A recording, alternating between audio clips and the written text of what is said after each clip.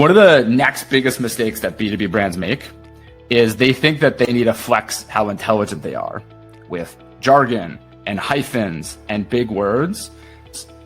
You want to hit like a grade 8 comprehension level on your content. So one of the great things that you can do for free is go use the Hemingway app.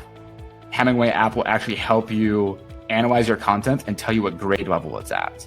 And one of the things that you can do is basically think through and ask yourself a question that Toyota developed, which is a great framework, which is like the 5 whys. And the reason Toyota developed this was actually to find problems. So what they used to do is they would say when there was a problem at the factory, they'd say, well, why was there a problem? And then they'd have an answer. And they'd say, okay, well, why did that happen? And then they get an answer. And you can see they'd ask why 5 times. And the same thing you can do here with your content if it's simple.